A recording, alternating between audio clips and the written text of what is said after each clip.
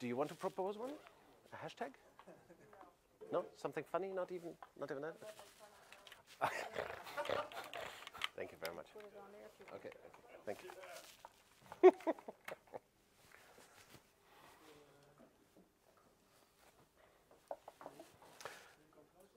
Before we start, we have a couple of books. If you want one, you can get it anytime over there. Before the session, during the session, after the session, whenever you like. And I wrote it. So it might be good. You know, are you ready? Not yet. Final things checking. Always waiting for the internet to arrive. I need to stand next to you because yes, the microphone, exactly. We have to. He told me we have to stay close. Yeah. Otherwise. Because of the microphone. Just because of the microphone.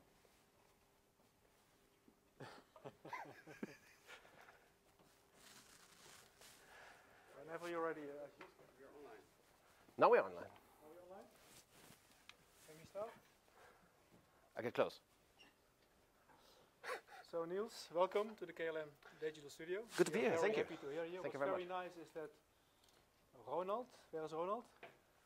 Ronald, he's the one who tipped us. So he was aware, he signaled that you are in Amsterdam. So he said, why don't we try to bring this guy in? So very happy Thank you. We're happy to have you here. You definitely get a book. And I'm a bit. The new one is not ready yet. It's taking a while. It's a terrible story. So we had many inspirational sessions before. I think this is number 8 or 9. I just told you before the session the previous topics. So we try to differ a bit. So happy to have you here as well. I'm also a bit concerned, and perhaps there are many more managers in the audience, because one of your titles is Management Exorcist.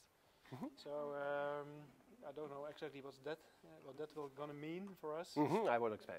Probably you will disappear after the session, but we'll see. Thank you for being with us. Looking forward to your inspirational session in the KLM Digital Studio. The floor is yours. Good to be here. Thank you very much for the invitation. About the character of this session, I don't believe in convincing other people. I do not believe that we can convince other people. You know, you have never convinced anybody. Nobody has ever convinced me. We can only convince ourselves. Convincing is something that we have to do with ourselves. So nothing that I say, even if I say this is true, it doesn't mean that you have to believe me. Don't believe anything that I say.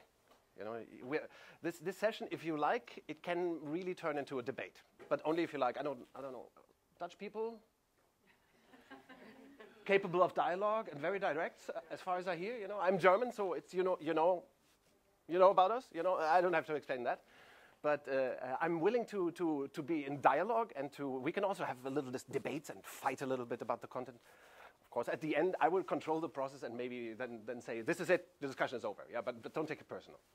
So don't believe anything that I say. What I will try to present or suggest to you are what I call thinking tools. So conceptual ideas that make a lot of sense. That I know, they make a lot of sense. You don't have to believe them, but they make a lot of sense, if you like. You know. Afterwards, you can walk out and say, that was all crap. Anyways, if you walk out, take a book. You know. not for the people on the internet. They cannot take a book. What else is important? We have something like 90 minutes for the debate and discussion. Or 80, 90 minutes or so. Is that okay? Even for the row here, it's like a Rückenschule, as we call it in German. Rückenschule, do you know what it is? It's like a lesson in an exercise in sitting for 1 hour and a half like that, without nothing in the back. So yes, actually one of the topics that I would like to suggest to you, or an opener that I would like to suggest to you, is that management is dead. It's a zombie technology from the past that walks around at KLM. Also at Lufthansa and all these other companies, but it is a zombie thing from the past that is existent in KLM. If you are a manager, hold your hand up. On the internet, you don't have to do it, but yeah. Managers? Yes, lots of managers. You are not the problem. The problem is not you, and that's why management can be exercised. The problem is not you, the problem is in all of us, all of you. I'm not even sure how many people KLM has. 30,000. 30,000? Okay, so basically everyone at KLM is possessed by the evil spirit of management. Yeah? It's like in that movie, The Exorcist. Do you remember the movie with the little girl? And when the girl is when the devil is exorcised out of her, there is this very famous scene where the pea soup, where she spits soup. I mean, it's supposed to be the devil, but they used soup to create this amazing effect. Okay, so if there's soup here during the session, that's okay as well. Yeah. Basically, my assumption is that you are not evil, but there is an evil spirit in Kel and in you that wants to be exorcised. Did I put that well? We know each other from the internet. Did I put that well enough? Reasonably? Okay. Why is management bad? Not managers are bad, but management. I will show you. This is management. Do you have that? Org charts? Of course, this is just a metaphor. An org chart is only a metaphor of the problem. But if you have an org chart, that is already one of the indicators that your organization is possessed by the evil spirit of management. Yeah? Management wasn't always an evil spirit, but it turned into an evil spirit in the 1970s. Yeah? Now, does anybody know why?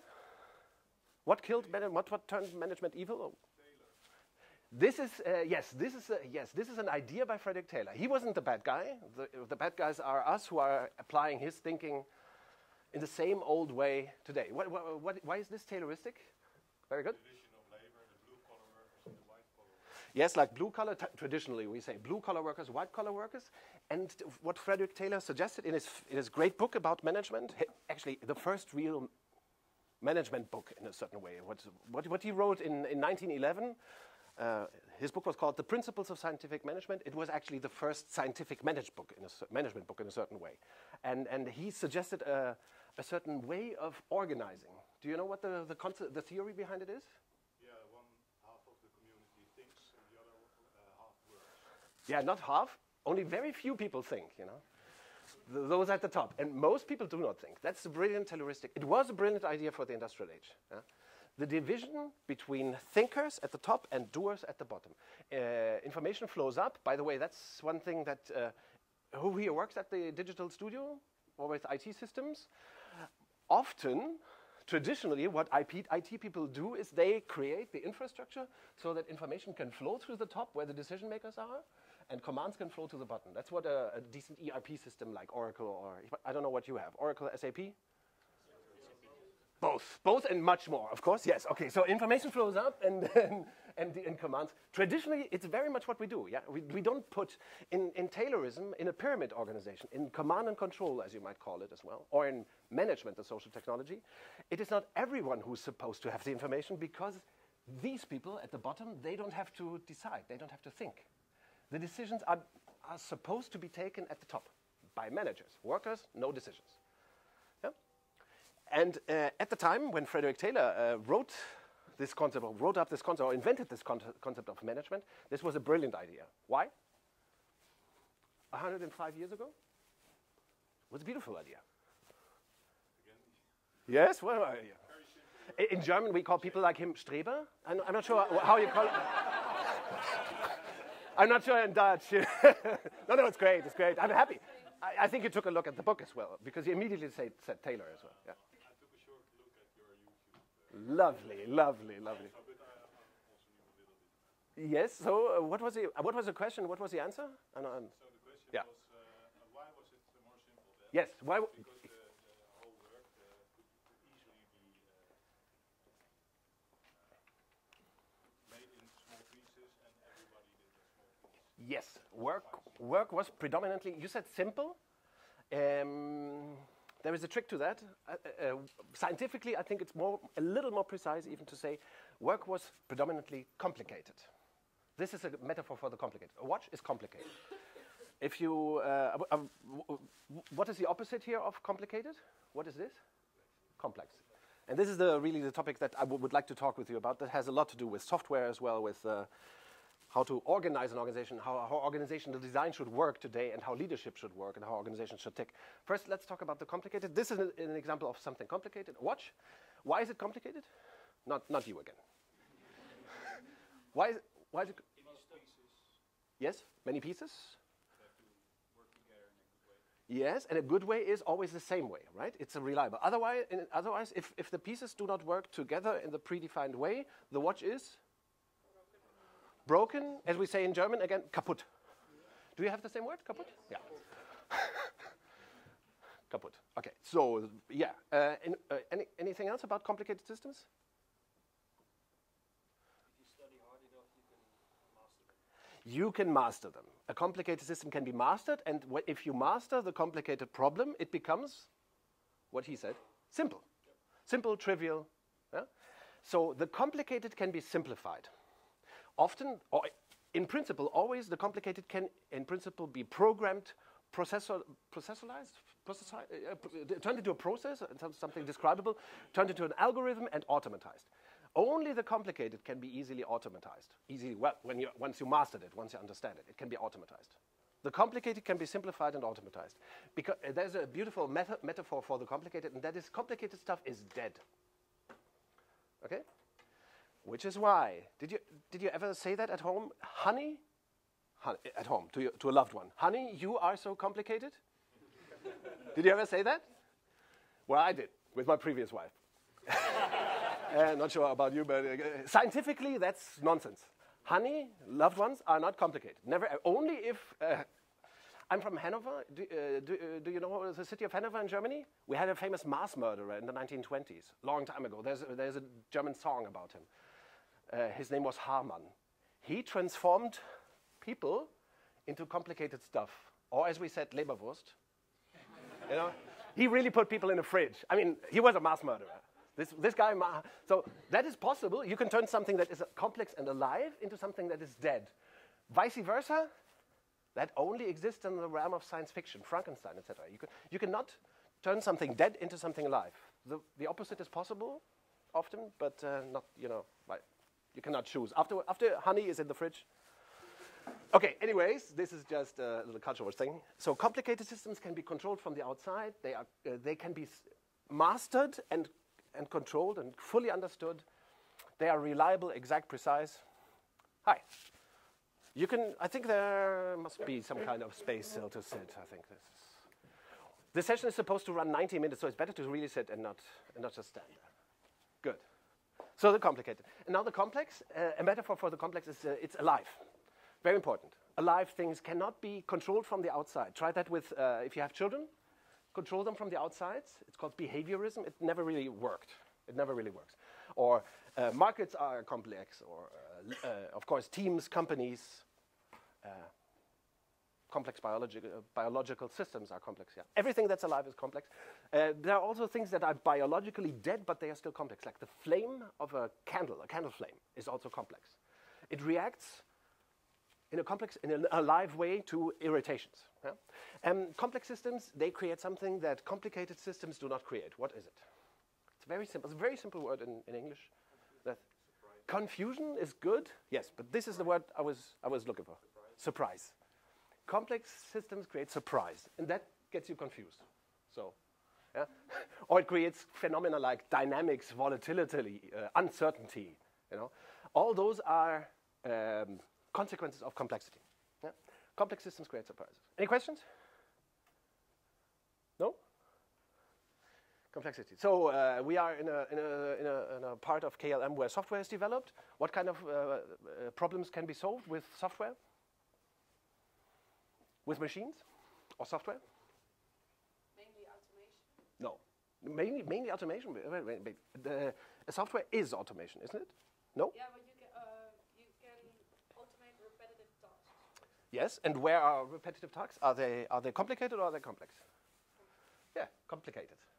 With software, you can only solve complicated problems, never complex problems. It's very important to... I like to say that KLM, until this day, maybe it changes today, your company is colorblind. I can prove it to you.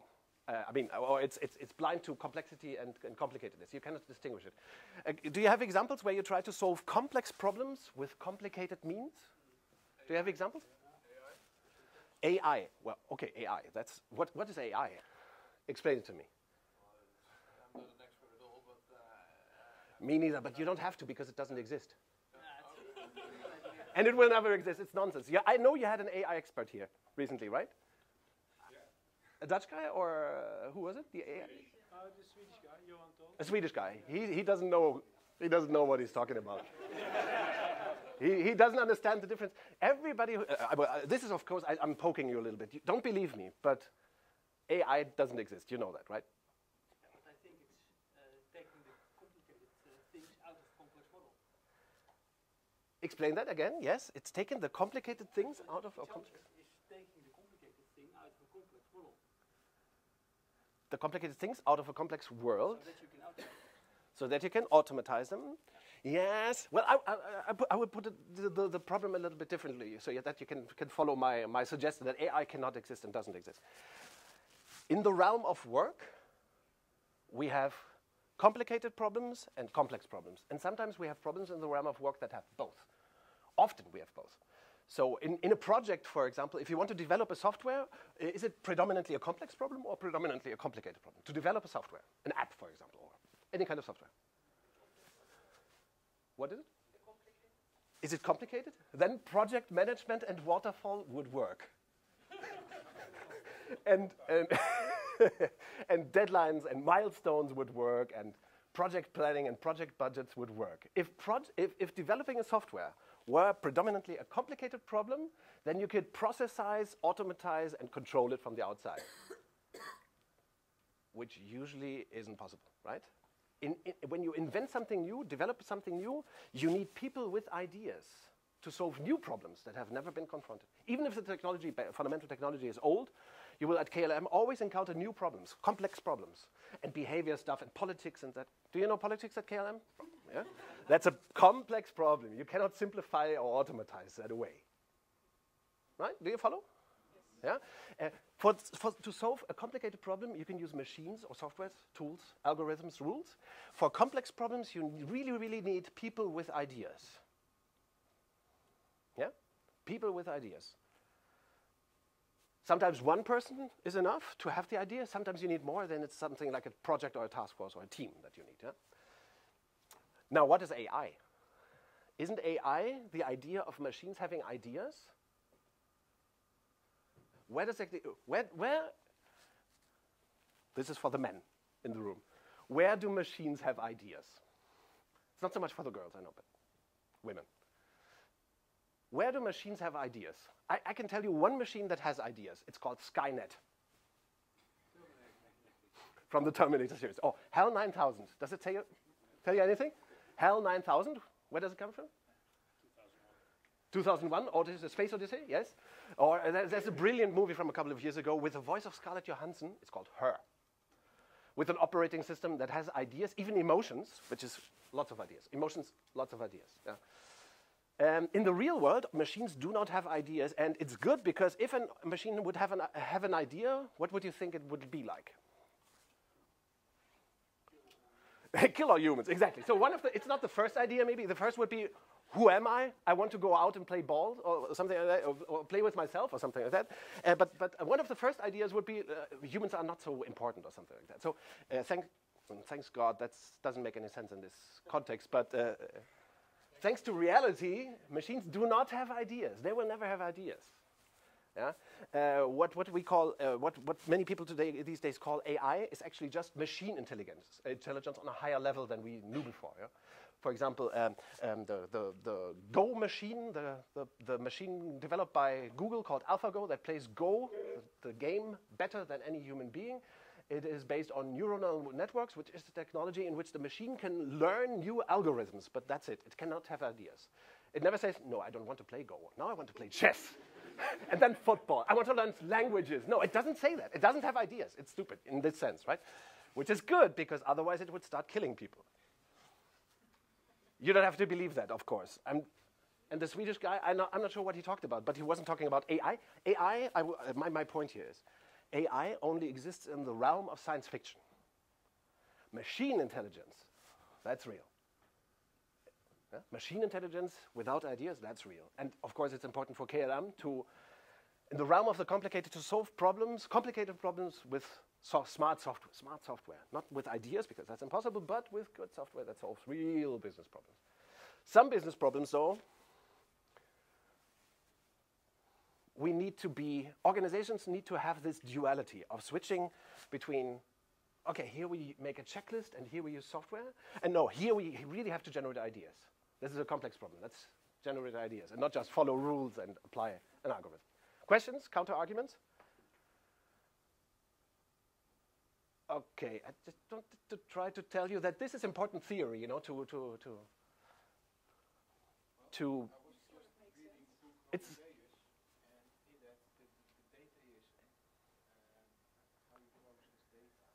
yes.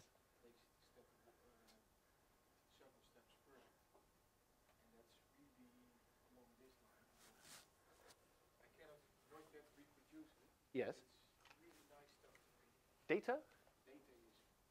Dataism. In principle, everything we do at this moment is data. How do you put data in one moment, in one event? Yes. I don't. There are pens. I just pick a pen. You mentioned data.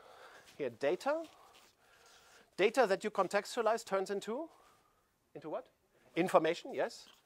And this is the realm of IT. Data and information. That's the realm of IT. You can store data. You can store information on machines. Now, if a human assimilates information, how do we call that? Knowledge. Yeah. So knowledge is when, if you have kids, and I have a 17-year-old son, when I ask him, how do you make a chocolate pie? Then he says, nothing, and and looks it up on YouTube, watches a YouTube video or whatever, Chef DE or whatever there is, websites, yeah?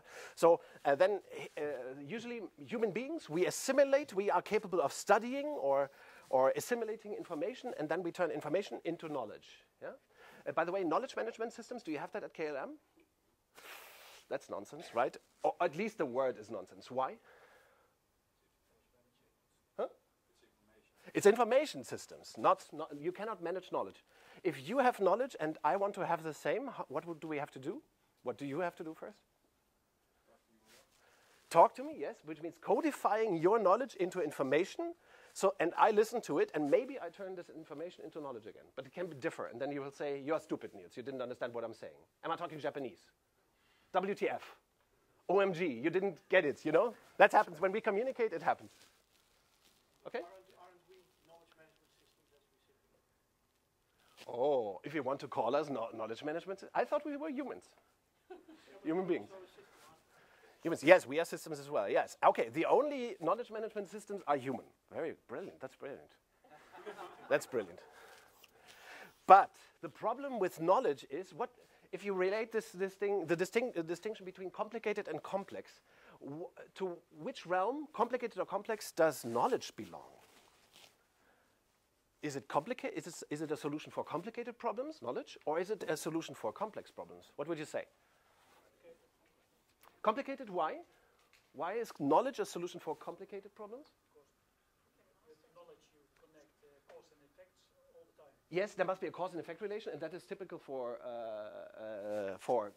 complicated, the realm of the complicated. Here you have these relationships, cause and effect, logic, reliable. In complexity, not so much. Yeah, we are emotional, and the existence of knowledge means somebody already mastered it and wrote a recipe for the chocolate cake and so on, you know, or a script or a process. Yeah? So knowledge is always a child of the past. It is about something that is already known. And in really complex problems, they are surprising, they are new, so there's no knowledge about it. Yeah? How do you put that in that model, the theories of the future? Theories of the future. Yes. Start of knowledge. This is just someone very done thing. Could it be like this? And you start complex thinking. Is it indeed following all the rules? And is the trigger and result all within the boundaries you Yeah. So this is a question about for the internet. This is for the live stream. This is a question about then isn't thinking about the future also knowledge, or it generates knowledge, right? If when Jules Verne thought about the future and wrote a couple of his novels about new technologies that didn't even exist, he created knowledge. Yeah? To do that, you must master a thing, right? Which is why the most important thing here in this, there is some kind of ladder here, of nobility here. This is the realm of IT. Here, knowledge and mastery, that's the realm of the human being. And in order to create new knowledge, you must have mastery in something. And this is necessary to solve I call them red problems these days. To solve complex problems, you need mastery. People with ideas with mastery. It's not so easy. You need some knowledge as well. Knowledge is not unimportant, but of course in our times, knowledge is being trivialized by the internet. Is that okay still? Are you following? No? Yes? Yes? No? Mastery, does it include association? Even worse. You have to, yes, it includes association. You must combine things. But how do you create mastery? Repetition, yes. Practice. As the experts say, it requires practice, and then practice, and practice. Some people call it experimentation, but experimentation, I think we should only experiment with complicated stuff, with steaks, meat, dead meat. To experiment with groups or teams or businesses or customers, it's not so funny, to experiment with them. It's like, let's see what happens if we put them on fire, something like that. You can do it with a steak that's already dead. But I like to say that... Mastery is selective. You need also talents then? Talents? What is a talent? I don't know. It's something that you're born with? No. You think... Okay. This is now he's taking it too far. But I would like to say that talent doesn't exist. It's just a myth created by American pop culture authors, I think. Some people associate better than others. Some people associate? Better than others? Yeah, okay. Look at this here. Knowledge and mastery. Knowledge is created by studying or reading and that kind of stuff, or watching videos and so on, by assimilating information. Mastery is produced by practice. Talent, at least, you don't have to believe me, of course. Don't believe me. But again? Why do you need mastery for new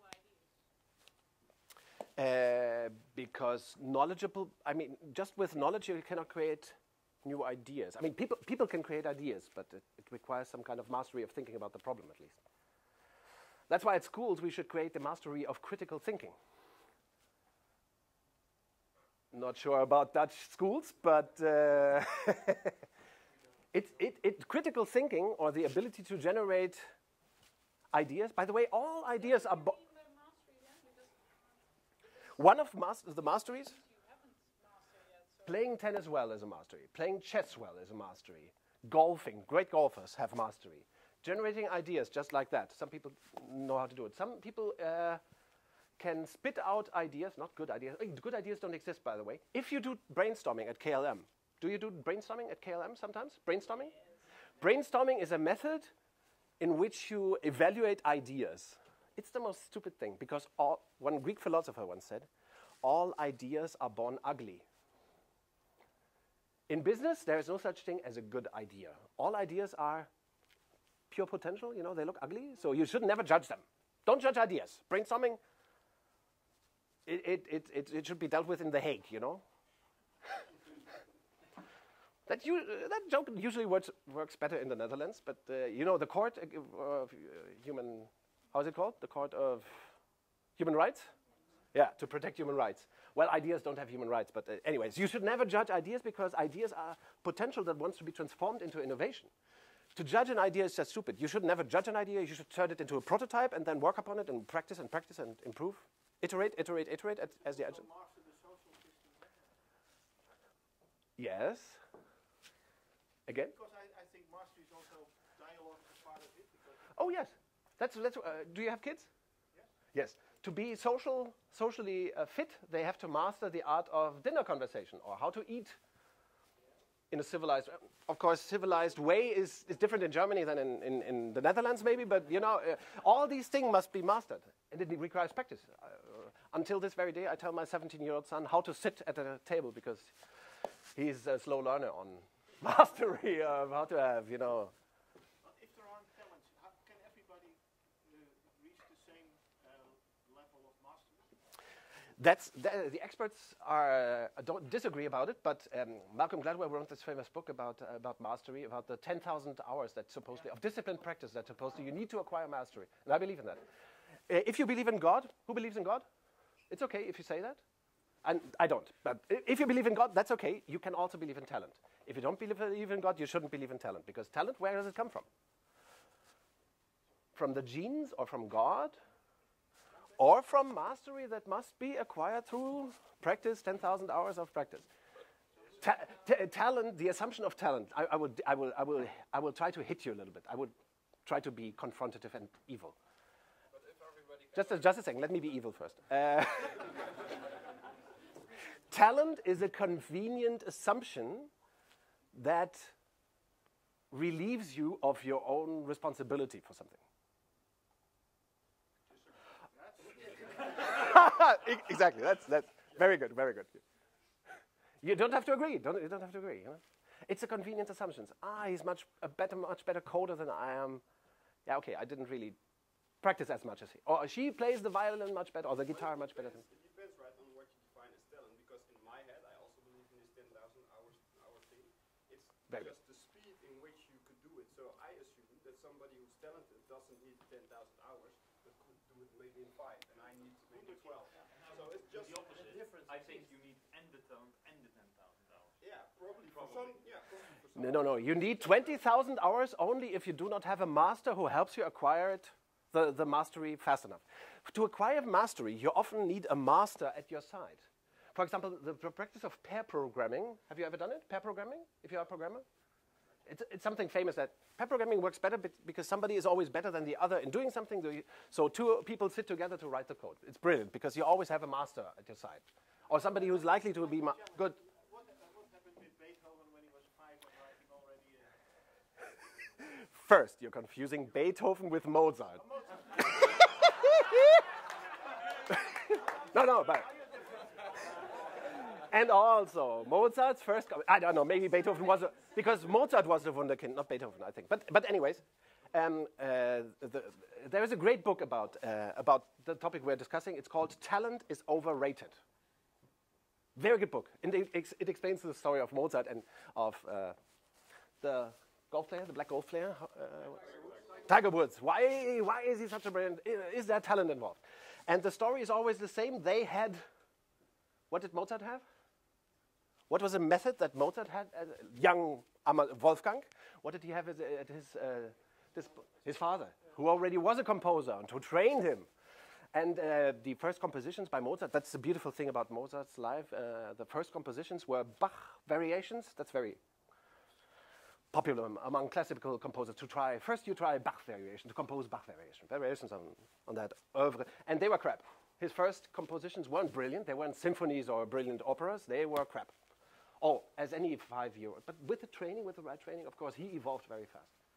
And this is what I want to offer you as a thought. If you have mastery in something, it wasn't God who gave it to you. You practice it. And other people, if you think, oh, that's fucking awesome what he's doing or she's doing, there's also practice behind. It's convenient to assume he's just talented, she's just talented. Yeah, but I was talking about the speed. Yeah, the speed comes from method.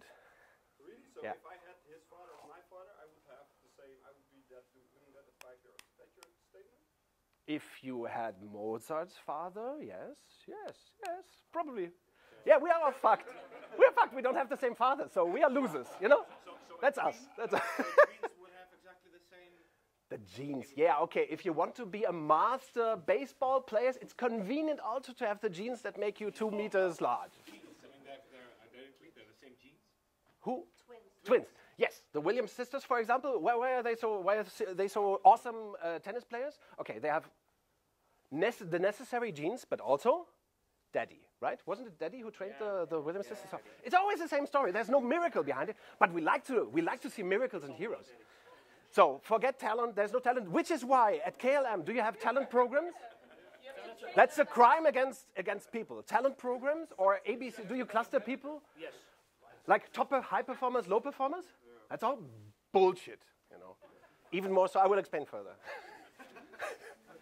That has to be forbidden. If you can influence top management to abolish all high performer, high potential,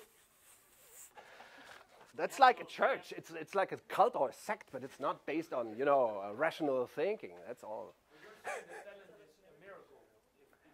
Talent is a convenient myth, yes. Not a miracle, no, there's no miracle. Talent isn't a miracle, it's just something that can be explained. Mastery can be explained, yes. By repetition and Practice. It can be created by practice, disciplined practice. by experimenting, right? Yeah, again, I think I don't like the term experimenting because it sounds like, you know, I'm German. And for me, experimenting, it has a bad vibe, you know, because not sure where you're from. From Holland. Okay, maybe have you heard about Second World War and experiments that were done? It has this kind of thing, you know. It doesn't feel right, you know. Experiments, you do experiments with dead stuff. But in KLM, you are usually doing innovations and working on complex systems. What works and what doesn't work, right? Yes, but usually you should have a theory and then do it and then iterate to improve it. That's agile or Scrum methodology as well. Isn't inside. that then what nature does when talent is kind of created? It's an experiment. You are a Catholic. No. Okay. No. The nature doesn't experiment. Evolution has nothing to do with experimentation, because there's no intentional spirit behind evolution. It's just randomness, random modification of genes. That's evolution. So there's no experimentation. Only if you believe in God, then it's all too difficult to explain right now, right? Yeah. I'm trying to fuck with your minds a little bit here as well, you know. But How you define experimenting? yes, I think the proper way to talk about this, what you mean, is not to call it an experiment, but to call it intended action or intentional. No. Call it. I think, and this takes us to a very important point. Often, to express well a thought that's fresh and current, we have to invent new words.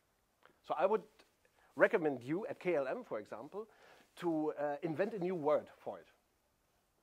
Experimentation is not a good word, I think, for iterations or so, or for iterative prototyping and so on. Yeah? But so I like to invent words for it. Yeah?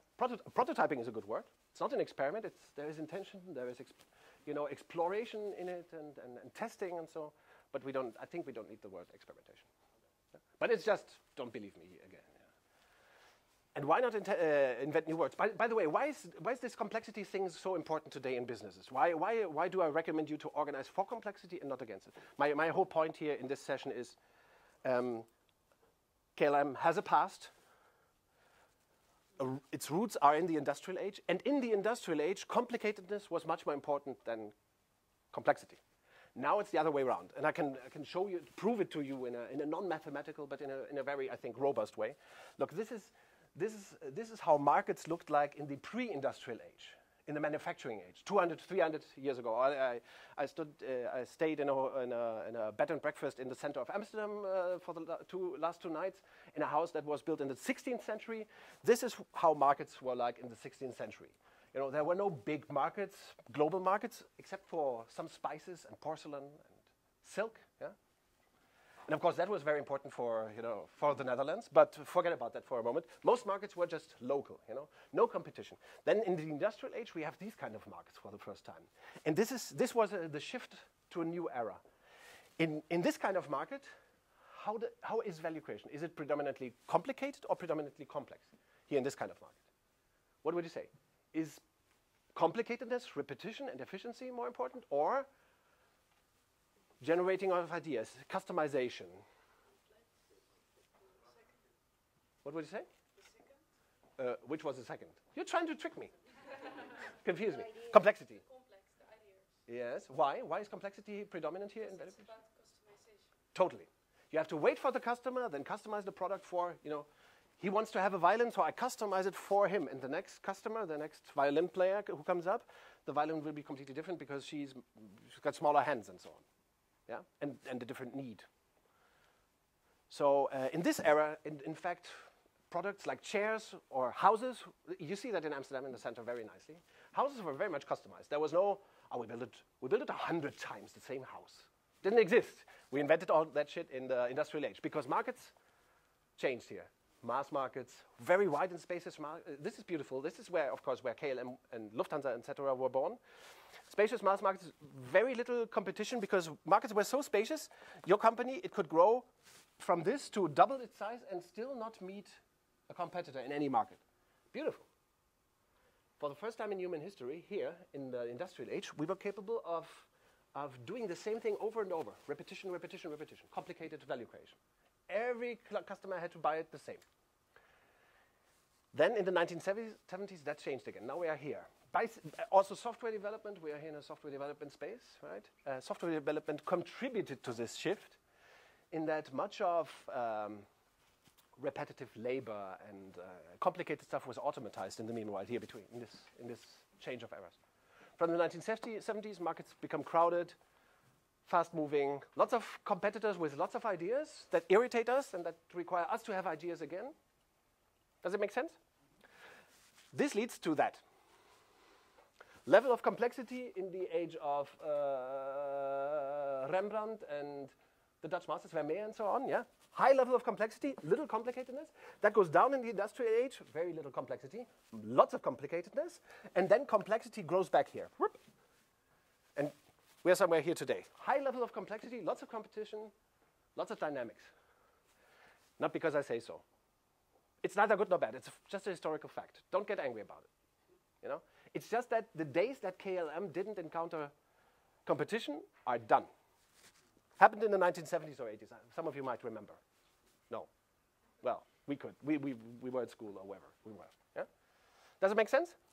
Okay, now the problem is that we are stuck with this model. This model is perfect for this era, industrial era, high level of complicatedness. Then we create organizations like machines. Few thinkers, lots of doers. And now we need a different model. Yes? This is why management, the social technology, died in the 1970s or 80s. It died because complexity grew back in value creation, in work. It's neither good nor bad, it's just historical fact. Yeah? We don't have to get angry about it, it's just that we need a different kind of organization. Does any organization come to mind that mastered the art of not being a pyramid, but being more like a peach? Decentralized, high level of team autonomy. Spotify is a good example, yes, they have a kind of model. They are not capable of describing it well. They speak of tribes, yeah. They don't have much of a clue what they are doing, yeah, which is why the Spotify model doesn't exist and so on, yeah. Other companies, maybe more boring companies. There's an airline that mastered this model. I think this is just to irritate you, and it's not a German company. Obviously not. Which is the coolest, most crazy airline? Yes, Southwest Airlines, yeah. Founded in 1971 and built upon the premise that, well, okay, we have to explore it a little bit. This is the problem that you have and that Southwest Airlines in a certain way solve. Organizations are not pyramids. They are actually, this is a lie, like talent. This is just a beautiful illusion, you know? In reality, your organization is this. Also, parts of KLM can be imagined and thought of like this. They're more like, they're not pyramids, they are peaches. Do you see the peach? What is peach in Dutch, by the way, the name? Persik? Persik. Perfect, how I pronounce it. Yes, okay, so so there's a, how is it, the hard part of the peach? It has yes, a pit, exactly. A pit, we call it the center. In an organization, it's the center. And the fruity stuff is the periphery. Every organization has center and periphery. This is systems theory. Systems theory says every organization or every system, every complex system has a boundary. That's the boundary. We call it the sphere of activity for organizations. It's the sphere of activity. For example, we are an airline. Or we are an airline that only operates 373... Which company is that? Southwest Airlines, right? Don't they have 737 planes? They only operate one model. Apparently, it's part of their boundary to only operate one plane. You also have this kind of boundary, right? Things that can be done inside, things that we do not do outside. Every organization outside the boundary, what do you encounter? How is it called? The thing outside your company? It's written here. And my battery is low. Before? That's stupid. I have to get maybe you can get me the backpack that's That's some. No, no, no. There's a black one. Yeah. Sorry for that. But do you say batterie fast leer? How is that in Dutch? Fast leer. Okay. Batterijleeg. Okay, good. Can somebody do it for me, please, so that I don't have to do it, so that I can continue talking? Okay, thank you very much. This is stupid, and this at KLM Agile Studio, Digital Studio, right? I'm not even capable of fixing my technology. Okay, so yes, exactly. I didn't master this shit. I have to. There's no disciplined practice in that, apparently. See?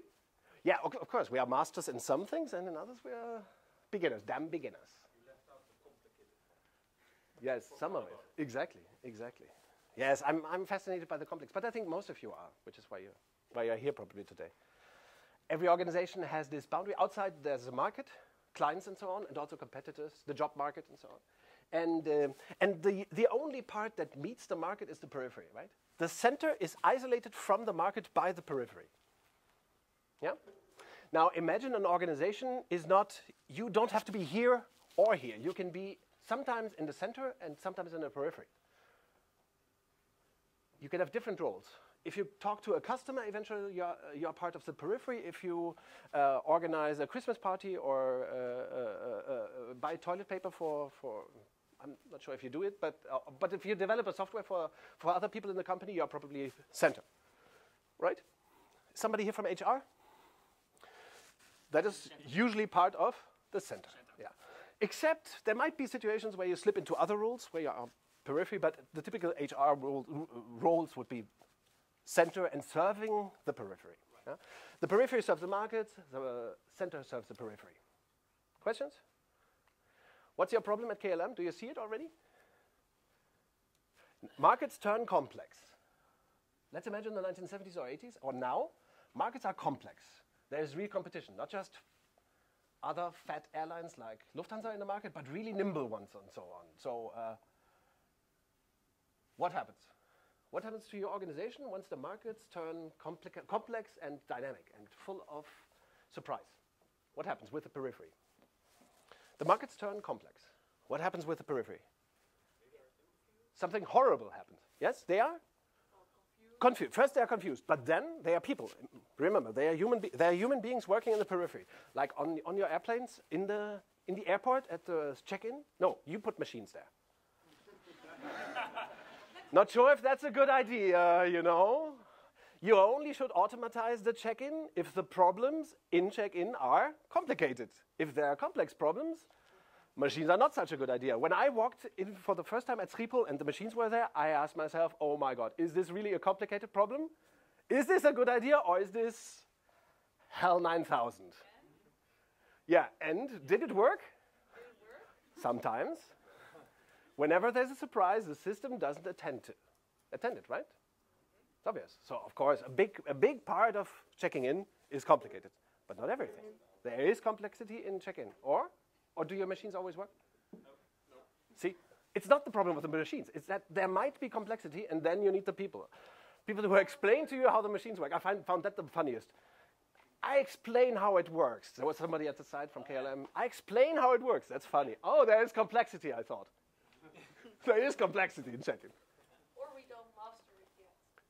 The check-in machines maybe. Yes, you haven't mastered check-in yet. That might be another problem. But look, before putting machines there, you should always ask, is the problem just complicated or is there complexity? What is the complexity? What does that mean? Where do the ideas come from? What kind of system do I really, really need? Yeah? How do you find out? Thinking. Thinking is a good method. Thinking. Reflect. Trying it. Yes, you can experiment with that, of course. Trying it. Yes, it's trying it. Yeah. Thank you. Nice setup. We are like twins.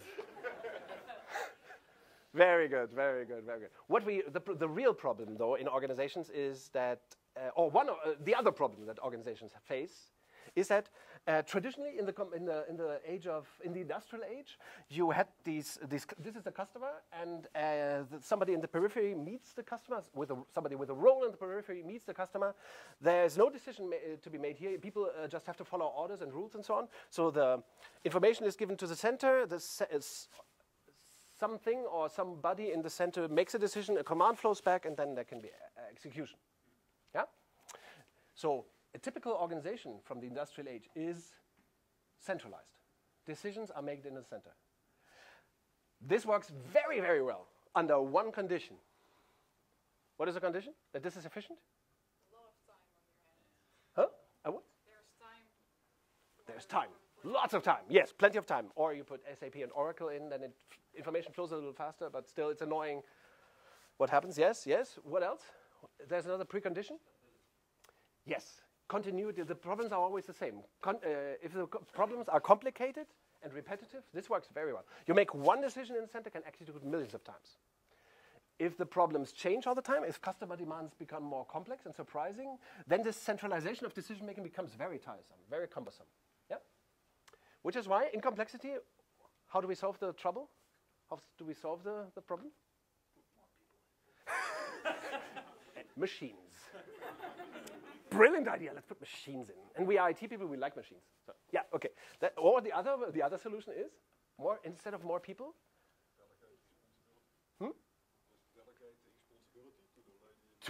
To the periphery. Decentralized decision making to the periphery. It can be ladies or pals or boys or whatever. I'm not even sure what this is. And it doesn't matter. Yeah. Decentralized decision making to the periphery. The center shouldn't decide anymore. It's the periphery. Because here, you know, the problem appears in the periphery first. If you have people here who can think and act, not if it's a machine, then nothing. But here, thinking and acting. So this person can, if she, in this case, has information, she can decide and execute, and it's done. And she would only need the center if needed. Yeah? This is called centralized steering. Yeah? The center steers the periphery against market forces. Often.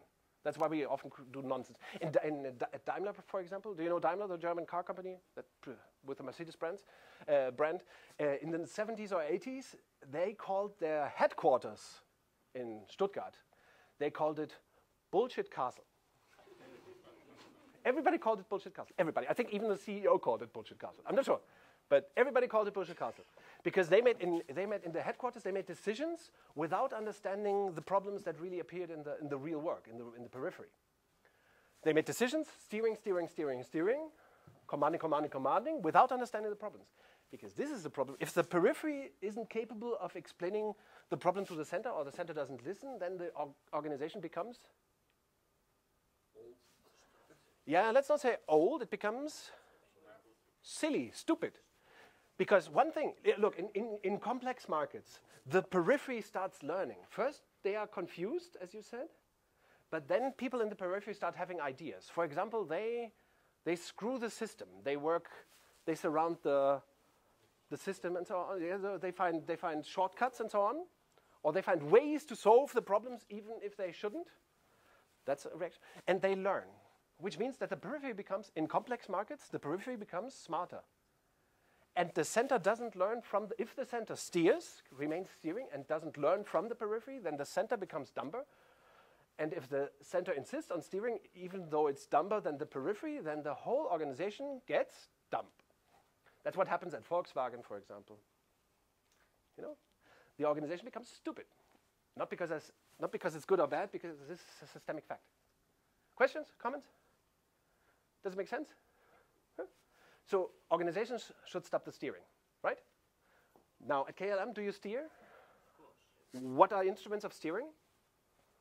Let's not blame anybody. Let's not say the CEO. What's his name? Just joking. Yeah. Huh? Peter Elders. Peter. So let's not say Peter does it. Let's talk about the instruments, the methods of steering. Budgets are a typical mechanism of steering. Exactly. That's where I come from. I come from the beyond budgeting movement. 15 years ago, I learned for the first time about that there are organizations that don't have a budget. Southwest Airlines doesn't have a budget. Svenska Handelsbanken, the Swedish bank, no budget. Toyota almost operates the whole organization, 250,000 people without budgeting. It is possible. Budgets are stupid nonsense from the age where steering worked, you know? In complexity, steering collapses. You cannot even predict the future anymore because there are. Now I do it again to him, back to him, you know. I try to. Yeah, but in complexity we are. Yes, because of. I'm trying to get back to you a little bit, you know. I thought surprises. In complexity, you have surprises. So if you encounter surprise, if the markets are complex, then planning doesn't make sense anymore. Planning makes sense where in the complicated, in the realm of the complicated. Where there's no surprise, you can plan. That's wonderful. So one of the things that you should take to Peter is, Peter, dear friend, who talks to him like that? Here? Nobody here? Fuck, it's always the wrong audience.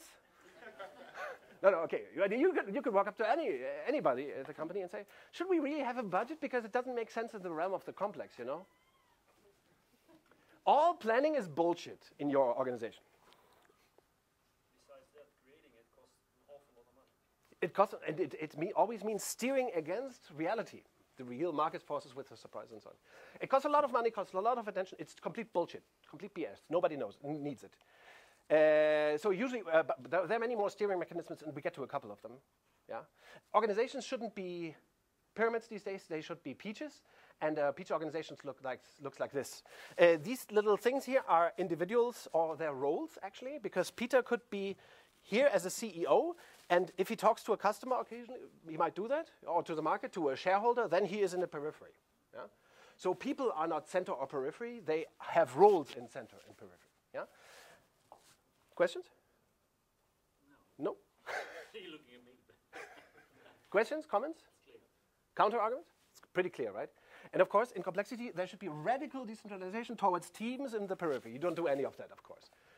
In your organization, you are perfect at centralizing. Yeah? Rules, commands, policies. Do you have a travel policy, for example, at KLM? Even I was confronted with that when we arranged this meeting. Yeah. Travel policies. By the way, traveling, is that a complex problem or a complicated problem? Traveling. You're traveling for the job. Is that a complex problem or a complicated problem? Is it? Yes. Why? Because it's, I started out. Yes. What are the... I thought it was predictable. Yes, but what are the complexities, the surprises, the variations, for example, that happen? Weather, yes, of course. Yeah, okay, yes, weather conditions. But also, for example, if you travel to the same place over and over, you might have more time or less time. So convenience and flying first class or economy makes a bigger difference or not, right? Sometimes you are more stressed, so you might fly differently. Or even taking the tram or the bike might be an option within the Netherlands or so. Traveling, it's not the same between two people, also because people might be of different age, different size.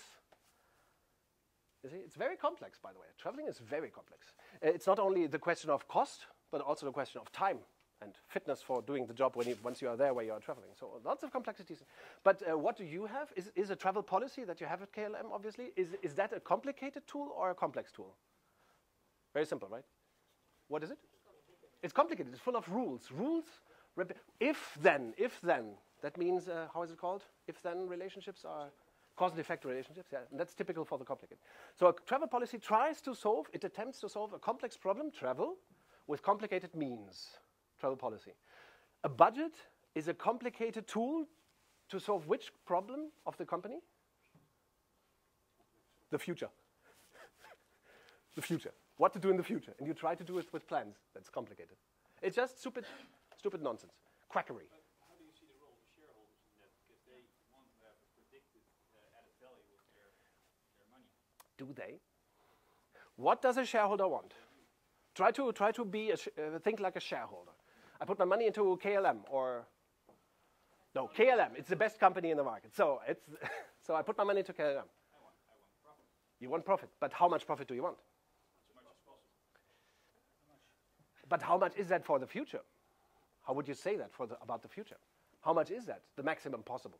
I don't know, but at this moment, shareholders are still acting like I want to have a clear plan on how the company is going to work towards for me. Really? Shareholder, what you want is that the share price is going to go up so that you can sell it with a profit.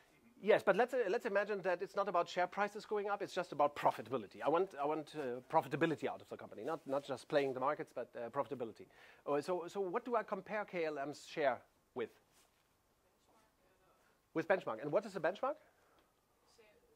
Same companies, airlines. Other airlines, or the average of airline companies. So the shareholder doesn't compare your share or your profits with the past or the future, which is impossible. He or she compares the performance with the market, with the average market of the most important competitors. The shareholder knows very well that if the market dips, KLM could be the best performing company, even making a deficit.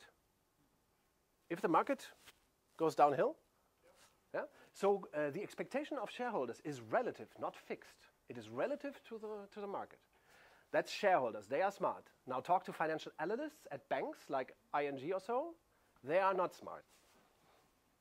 They write numbers down like 100. You have to make 100 million. And your CFO, what's his name?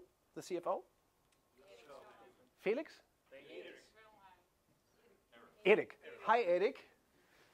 You should never tell financial analysts about future profits. Never, ever. Never, ever predict the profit, because that's the earnings game. You should never do that. You should never do that. You cannot predict future profits of any company. Complexity, surprise, etc. You should never do earnings prediction.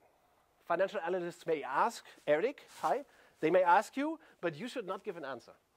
You should say, we have beautiful new projects at the digital studio that will improve our efficiency, and then cost will go down, and you can expect profitability to go up because of all those beautiful innovations and internal efficiency gains. But I cannot predict the profit. That's what he should do.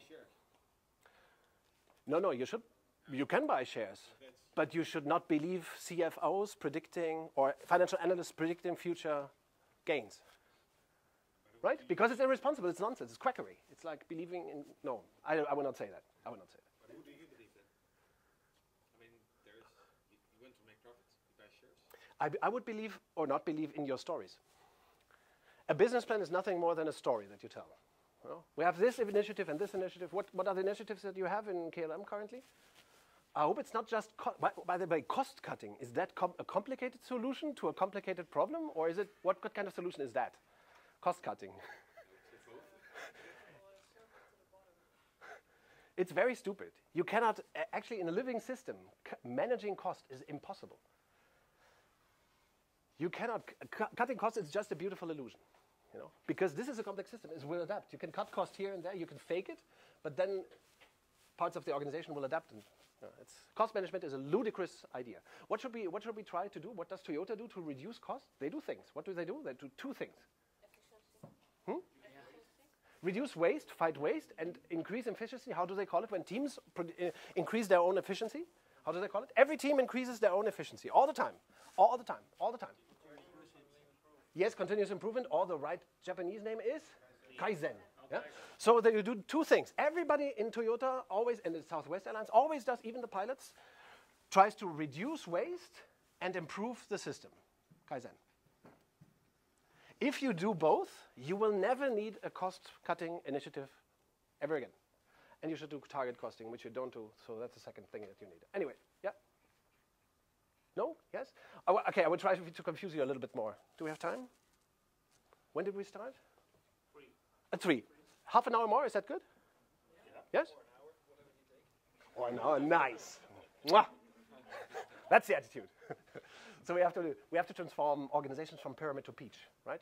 From the assumption that organizations are complicated systems that we can steer from the top to the bottom, and where some people should think and most shouldn't. By the way, I imagine that here you develop many software solutions where you put new information into users' hands inside the organization, right?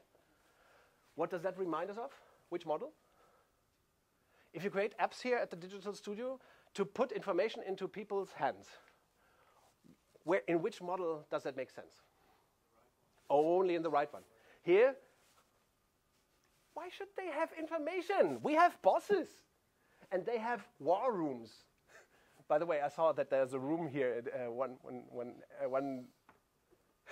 in the one level down, I think, that's called war room. That's where executives think that they have knowledge, which they haven't. They have information. or data. Actually, that room is made oral. It's not real. Yeah, it's not a war room. I saw it. No, it's a really good room. Yeah. But usually we kid ourselves that if managers know and decide everything will be, and that's not the case. In complexity, you have to put in this world, and secretly, of course, this is a KLM problem, I think. On the front stage, it's like in a theater. On the front stage, you operate as a pyramid, but on the backstage, of course, you are already a peach. In the real world, you are very peachy. But you struggle with giving the power to the teams that really drive the value creation, the value creation from the inside out. There's a lot of theater where you still go, like budgeting, and do you do performance appraisal? I asked that one of the colleagues. Yes? That's just boss underling bullshit. Should be forbidden. Yes? It's a crime against people and value creation. Can you say it in the camera? To who? Peter. Peter. Performance appraisal, no go. Okay. In the real world, 21st century, performance appraisal, the dark side. Yeah, it's the dark side. Like budgets and fixed targets. Do you have fixed targets? Bonuses as systems? Yes. Oh, Peter, we have to talk. Call me. Yeah, okay. Eric. Yeah, Eric can sit in. Also, yes. Eric can sit in, yes. And the HR director? Yes. That's a woman? No, it's a man. Okay. Art? All men. All men. Yes, it's just like at Lufthansa. Okay, let's talk about the good things again. But we will get back to these methods and practices as well. And I think, yeah. But this goes for all organizations. Secretly, you operate in this model. There's all organizations, their actual value creation, we call this a value creation structure. The actual value creation already works like that. Teams in the center serve the periphery, which serve the outside market, yeah? Which create value for the outside market. The steering is like a counter energy. That's why I call it the dark side. It's like a total confusion. If you still try to steer from the inside up, if you give power to the center, for example, HR, you have a budget, right? Right. Yeah. As long as HR has a budget, they have the power of steering and doing dumb stuff that nobody in the periphery wants. It's not personal, of course. Yeah. So we have to take the budget away from central departments, also from IT, for example. And IT should be paid by whom then? Because you have a salary and there's cost in HR. Who should pay who should pay HR and IT, and legal and so on? Who should pay them? Yeah, but who's the business in this? The periphery. It's if you look at this, the only part of the organization that really earns money is, of course, the periphery. The center cannot earn money with clients because it has no direct contact with markets. Ultimately, of course, who is the periphery in KLM, in an airline? Agents might be, yes, but it must be teams. Yes, teams. Look, this is a team. 5 people, or there might be 6 or 7 or so, but teams. Yeah, crews might be, or stations. The station might be the meta structure here. For example, a station is like these 4 teams or 10 teams or so, and the individual team could be a crew, exactly. Yeah? But the station should be in charge. Of course, in KLM that's not the case, right? It's more. The station managers are more like, how are they called? Puppets, yes, on strings and so on. There's also Dutch culture. I mean, the responsibility is often delegated. Delegated? Yeah, so there is a big boss, but a lot of responsibilities of that boss are delegated to staff specialist or something, but not to station managers? Yeah, could be. Really? Could be, or to project managers. Look, is somebody here a project manager? Okay, it's not personal, but do you smell what's coming? Yeah. What's coming? Product managers, where do they fit? It's a steering. Or like, if you have a COO, do you have a COO at KLM? What's his name? René. Hi, René. You're probably a good guy, but your title sucks. You know, the position doesn't make any sense. It only makes sense in command and control. COOs, it just means somebody is steering operations, as we call it. But actually, who should be in charge should be operating like a business and doesn't need a COO who's the boss and controlling, commanding, and planning, right? Again, the problem is not people, it's the ideology that we perform. And product managers, obviously, it's a typical coordination and power. And nothing against, often we call competent people product managers after a while because we want to pay them a better salary and that kind of stuff. That happens in this logic as well, right? We invent positions to... Here we pay by position. How do we pay people here in this system? If this works really well, how do we pay people? No, on performance is impossible because individual performance doesn't really exist. It's also, as talent, it's a myth. Don't believe me, but it is, yeah. Value, but how do I define your value? Compliments? Who said that? What do you mean? Compliments? You get feedback from the Ah, yes. Okay. You can have peer feedback and have that defined. I would say that there's one main force that dictates your salaries. Also my income as well. Do you see it? Yeah, the outside market. Ultimately, you have to, in this kind of organization, you pay people for being the person they are. Not by position, but for being the people with the market value that they are. At KLM, like in any other company, we hire people and we basically judge their market value. And that dictates the price. We kid ourselves that salary ranges are necessary, and you have that in HR, right? Salary ranges, that you have defined positions, and then you can pay this or a little bit more. It's all complicated solution for a complex problem that is pricing people. Salary is a red problem. Defining a salary is a red problem. It's a complex problem. I always say red and blue. Complicated is blue, complex is red. Defining a salary is a complex problem. We should not have a matrix or a list for that. Everybody here should be paid as an individual, no? Okay, you didn't have to agree. Is there any company doing that? Yes, You well, know them? yeah, well, like these. You know. It's like I paid him for saying it at this moment, yeah. These are my preferred examples, yeah. Of course, as you are from the Netherlands, where is Boortzorg? It's not even here, I think. But it would be here somewhere, right? It should be here. I'm not sure why it is not here. So these are some of my preferred organizations. Of course, Southwest Alliance is here. Do people then negotiate their salary themselves, or how do you see that? Negotiate them salaries themselves? Yeah, but pretty well. You negotiate with somebody. In a really, really great organization, who should hire? You see it here. Who should hire? Peers? Yes, peers. Teams should hire new team members. With a little support eventually by somebody who may be called HR, but maybe not. Yeah? But peers should, or teams should hire new team members. And at a certain point, you will negotiate the salary. If there's total transparency and the team knows how much it earns and what its income is and reflects about how other people are paid in the organization, not just in this cell or team, but across the organization, why shouldn't salaries be set at team level? Yes? No? We have seen many, among the companies that are here or are not here, we have seen many practices. There are organizations where they define salaries among many, many people, or others where ultimately is somebody in the team, maybe the team manager or how that person may ever be called, sets the salary. So there are all kinds of possibilities. But I think to have salary ranges or predefined salary ranges, I think that's just nonsense. It gives us the illusion that HR can control the salaries, and that's just not true. The market, ultimately, it's the market that controls salaries. And also, no, I could make a chauvinist joke. In Germany, we pay less to women. You know, if you want to reduce salaries in the organization, hire women and fire men, because it's unjust. It's unfair. I'm totally against it. I'm just there are all kinds of effects. Why?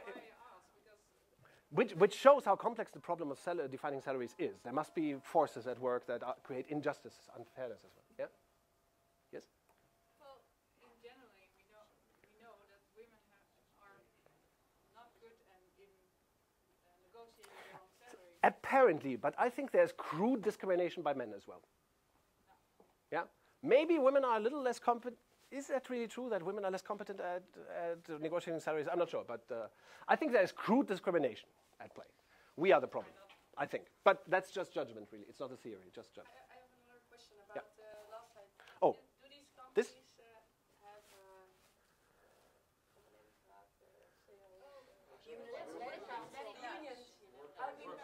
have Some. how they dealt well with the union negotiations? Yes, that's a great question. Some of them have, that I know. Some of them don't. Do you have a union? It's very German, Dutch, and No. In America, at least in some industries, unions are very important. In car manufacturing, for example. I can tell you something that I believe. I think every organization has the unions it deserves, or the labor representatives it deserves. If Can you please repeat that to the camera again? No. If you have big, like in Germany, there's a famous competitors of yours, which I will not mention at this moment, but they have big trouble with cockpit.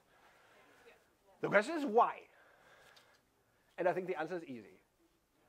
They are messing it up constantly.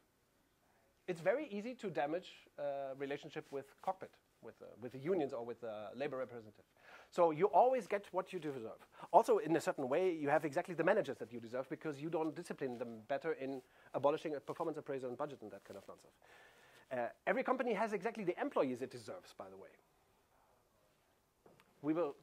Shall we take a look at that? I want to do a little exercise with you as well. Can I ask you one question? Yes, but please, ask questions. Everybody in the room needs a green post-it and a pink post-it. You need one of each color, okay? Just pass them on so that they get distributed, yes? So I believe in the beach, but what about leadership? So you want to move the beach in one direction, right? Leadership? What is leadership? That's my question. How do you look at leadership? How to move the organization in one direction. That's something that you want, how to align the organization. That is thinking from which model? Let's align the organization so that everybody marches in the same direction, like an army, a stupid army of stupid soldiers, tin soldiers. Depends on how you define the direction. Yes, and how do people, where does direction, okay, let's put the question around. Where does direction come from in this model, and where does it come from in this model? The second one is dynamic. Here it's more dynamic, and here it's top down. Yes, bosses give direction, or the top management gives direction, right? And here, who ultimately gives direction? What? The outside is that which is called the market. But the companies that you show also, a lot of people in the companies have inspire the company to go in a certain direction. Well, ultimately, inspiration. I'm not sure if you need inspiration. You have problems in the market to solve, and the periphery may respond to them. They may opt not to respond to the market, to the problems in the market, or they respond.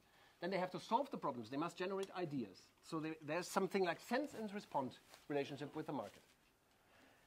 In an organization like this that takes itself seriously, top managers have to accept that there's no one direction. No, you don't. Yeah, that's very nice as well. This is very good. Put the post-its on your head. No, you don't have to do that. Ultimately, in this kind of organization, there's much more potential for differentiation in the different cells or teams. At Handelsbanken, for example, 600 branches. Every branch can decide upon their business how many people they have, what salaries the people in the branch have. So they really decide what their market segment is and how to attend to it.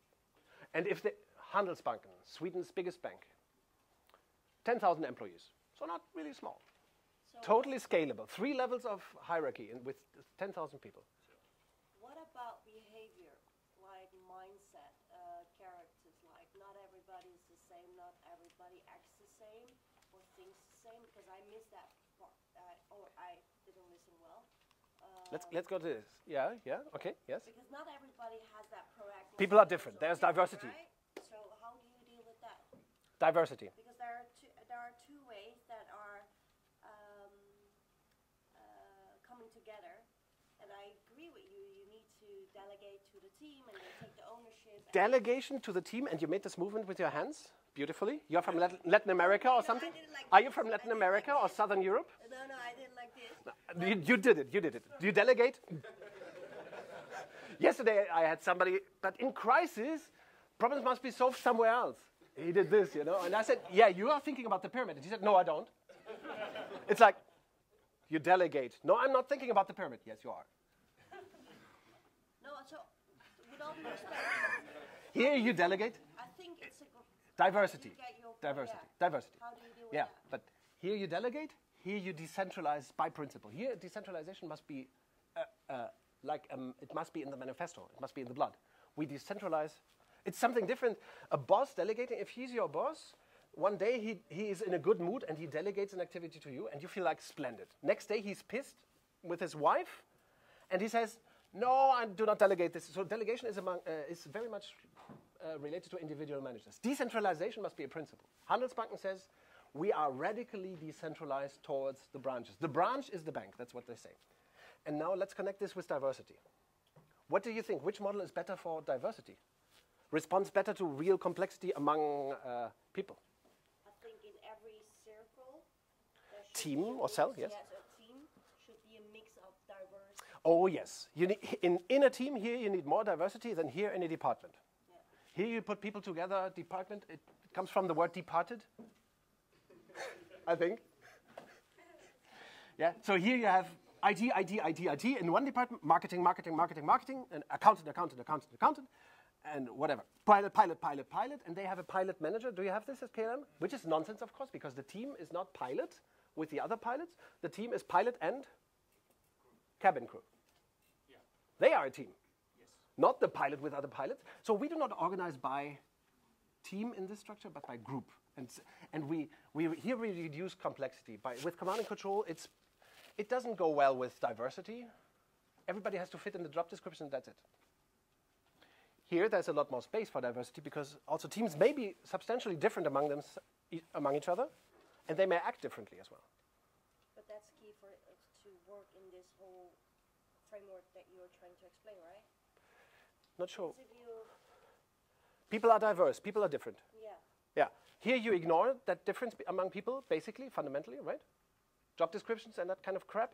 And here you say, no, we accept that each person in the room is different. I think you better point out that when we do hiring in that preach organization, you use shared values and beliefs based on which you hire. So there's automatically a congruence between the team to go ahead into one direction based on. Good point. Good point. Yes, in this kind of organization. You usually. What is the most important thing when you hire people? What do you check? What's the most important, the most precious? What would you say? Yeah, diplomas, formal qualification, which you can check and even automatize. That's the complicated part of your past, the CV. Yeah. What do we usually check? You probably have matrices about this, where you check your profile, competencies, which is complete bullshit. And for example, then in our annual conversation, I would say they are both my underlings. I'm their boss, and I will tell him you're not as much a team player as what's your name? Elke. Elke is much more a team player than you are. I told you this 1 year ago, 2 years ago, 3 years ago. You're still a bad team player. That's when I say when we discuss competences, which is a ridiculous thing, right? By the way, it's totally obnoxious to criticize that he's an individualist and she's more of a feeling type and motherly type and so on, which I could say, in this simulation. So the problem, ultimately, by the way, it is not even relevant if he's a team player. The important thing in teams is what? That people complement each other. And if he lacks something, that other team members can complement that, right? So individual competencies, to judge individual competencies, only stupid organizations do that. That's what I want to say. You have to acknowledge the difference, right? To complement, to know that you complement for the team player. Yes. You have to acknowledge that there's a difference. Yes, of course. Yes. In order, if you want to have a strong team, you must acknowledge that, well, the four are really different, and if they want a fifth team member, maybe they should think of something that they still do not have so strongly within their constellation, so that they need it from the next person that they hire. Exactly. Yes. Well, I believe here is much more space for diversity, and it's much more appreciated. And if teams recruit, it becomes much more powerful than just cliched judgment of people by competence. I think all competencies, competence matrices and lists should be abolished. They're evil. Do you have it? Competence management? Yeah, sure. Yeah. Brilliant. Okay. Eric, this is getting hot here. It's getting hot. Come by. Yeah. Name one. Oh, sorry. Yes. So in the traditional organization, we have something which is called the headcount. Oh, managing headcount. Where does this belong? Managing headcount. Even discussing headcount should be forbidden in a good company, I think. Yeah, and usually budget cuts are related to what we call FTE reduction. FTEs, discussing FTEs, product mixes, and headcount. That's nasty command and control stuff, right? Yeah. But suppose you have this organization working dynamically. Yes. With teams. Yes. How can you prevent that those teams still want to stay up to the minimum size? Yes, there must be principles. There must be principles around that. For example, there must be a principle like in KLM, teams usually have a size of no more than 8 people or 10 people. Team size must be limited. And teams must adhere to the principles that the organization must set. Like, we don't accept racism. We are an airline. Those are principles, yeah? It's not so important who decides that. The more important thing is that everybody acknowledges, yes, I wanted to say something more like Game of Thrones, that you, that you swear an oath on it. It's not really important who defines it, but you either leave or swear an oath. You are not, if you don't like working in an airline, you should leave. You should not expect the CEO to change the business model, right? And it's like that, no? Because organizations have something beautiful, different than societies, like the Dutch society. You cannot choose to be a Dutch. I did not choose to be a German. I am a German. Yeah? I never signed up. But for an organization, you all signed up to be at KLM, right? You entered the organization from the market. You can always exit as well. It's not a bad thing. It's like a cult. Yes, yes. And there should be something like a blood pact. Yeah? Or ultimately, there is something like a blood pact. There is also something, maybe you experienced this, in the first 3 months or 6 months of joining KLM, there is something like mental hygiene that happens to you. You know, in the first weeks, you think everything is so crazy here, and nothing makes sense, which is a fact. But then, after 3 months or 6 months, everything becomes normal. The culture of the organization assimilates you. Happens to everyone, and all organizations have this. By the way, Google organizes this very well. The new people get the hat on the. Do you know there's propeller heads at Google? Every new Noogler, they call the new Googlers Noogler. Every Noogler has to wear the propeller head for a couple of weeks, so that everybody else knows. He's a new guy, so I have to explain all the stuff. I have to explain to him lovingly, patiently, because he cannot know it. He is a newbie. Not stupid, but a newbie, you know. So you have to explain every shit to him, you know, dedicate some time and assimilate him. It's like the Borg. Culture is like Borg. You know Borg? The Borg? No? Yeah. Enterprise? Yeah. Star Trek. The Borg. Resistance is futile. You're totally assimilated. For example, if I tell you here stories, you'll probably think, that's crazy. What Niels tells us, not to have a budget, that's crazy. You probably thought that, right? Didn't? No? Most of you thought, well, Niels says we could operate without a budget. That's crazy. Budget is normal. That's probably what you thought. And it's okay, because you are assimilated by stupid, nonsense budgeting bullshit. You think it's normal. It's not normal. It's stupid. Yeah. My question, do you have slides or advice or industry practice how to transform from this kind of bullshit organization to a more... Yes, lots. Let me advance a little bit. Let's challenge you. Let's challenge you, because we want to stop. Now we have to make a deal. 10 more minutes or not 10 more minutes? Yes. Is that okay?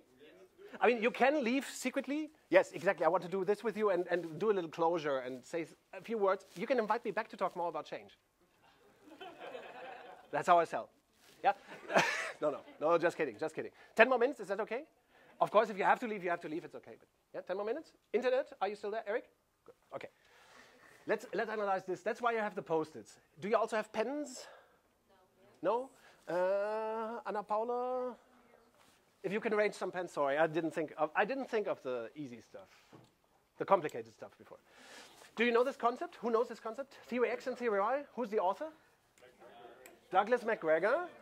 Yes. And what is this about? I didn't write what it is. What is this? Theory X and Theory Y. What is this about? It's not so easy. There's a song by Michael Jackson on the Thriller album with the same title. Oh, you don't know Thriller. Okay. Do you know that? What's the name of the album? Tell them that it's... Human nature. Human nature. Brilliant. Yes. This is about human nature. Nice. This never works. Very good. I could sing this song, but we only have 10 minutes. This is about human nature. Douglas McGregor, 1961. 50 years after Frederick Taylor's book. He writes this book, Human Side of Enterprise. And in this book, this is brilliant. He changed the world, like Darwin or Frederick Taylor himself, of course. McGregor says there is not one image of human nature that we have hold in our hearts and our minds about other people. There are two images of human nature. And they're totally different. They are opposed. There are two ways in which we think about other people. Like they can have names like Eric and Peter, or other people, you know, women. We have images of human nature about assumptions about human nature about other people. And they fall into these two categories. We have assumptions about theory X people and about theory Y people. We distinguish between these two types of people. McGregor says we cannot do differently. We judge automatically. We are judgment machines, and we judge people according to these two concepts. Huh? Theory X means people dislike work. This is what we think about other people. One way of thinking about other people at work is people dislike work, try to avoid it if they can. So the role of managers is to direct them, force them or bribe them so that they make an effort or take responsibility. And the motivation of these X people is, well, they have fear, and they are motivated mainly by money, carrots and that kind of stuff, money, and fear of losing their jobs. So that's what, if you are a manager, you should make use of, fear and money. Yeah? There is an assumption about creativity here in theory X that fits with it. Few people have creative potential, talent, except when it comes to circumnavigating management rules. Yeah? This is one image of human nature. And I'm sure everybody here in this room, including me, we know this logic, right? We know this logic.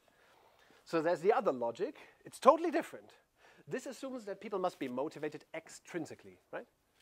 This here assumes theory Y says, okay, people need the money to feed themselves and their loved ones, but they also want to take an interest in the work. They want to self-effectuate, as Abraham Maslow would have called it. They want to grow, and in the right conditions, people can actually enjoy work. If they get the right conditions, people can enjoy work. It's strange, right? This is a strange theory. People will self-direct themselves, that's the assumption of theory Y. If they can identify with the objectives, with the targets, with the direction, then they will self-direct. They will naturally be responsible or act responsibly and take on responsibility if the conditions are right. And under the right conditions, people will try to self-fulfill in the work, right? And theory Y assumes potential for creative potential is widely available among people, grossly underused by organizations. Have you ever thought this? Probably. Have you ever thought this about other people? Probably, right? But let's analyze it a little bit, yeah? Do you have pens and paper? It's very simple. The first part is super simple. You will find it ridiculous. Look inside your own heart, judge yourself by X or Y, and write that letter. Just you have to choose. If you can only be an X person or a Y person. Don't think about your behavior. Have I ever acted X-y or Y-y? That's not the question. The question is deep inside you. You can either be X or Y. No mix, right? Yeah, but the thing is, and I'm not sure about the theories, but if you put this is the theory. People dislike work, which is a black and white picture, and you put it in front of a very nuanced statement under the right conditions. Yes, this is a little more differentiated, right? Yeah. So that's the thing. Yeah, but that's the fundamental difference. Do we have to direct and motivate people extrinsically at work, or some people? And how is it with the self-directed, self-motivated? These people are intrinsically motivated. These people must be extrinsically motivated. That's a fair distinction. It's a different kind of people. Animal, social animal, human animal. No? Let's play a little bit with it. Yeah, let's play a little. Afterwards, you can say this was all nonsense, but let's try it. Yeah, please use the. I didn't even say which post-it to use. Use the pink post-it for this. On the pink, did you do? Oh, you picked. No, did you use the green one? Okay, use the green one. It doesn't matter. I need a new one. Oh, it doesn't matter. Let's use the pink one. If you wrote it on the green one, it doesn't matter. No problem. Use the pink one. Write one letter. You have to just look inside your heart. Again, this is about your human nature, your innocence. It's nothing that we can analyze. You know, we cannot cut out your human nature and look up. It's a judgment that you have to make of yourself. Are you an X person? Write an X on the pink post-it, please. If you are a Y person, write a Y. Did it? Very easy, right? Now please exchange the pink post-it with somebody else.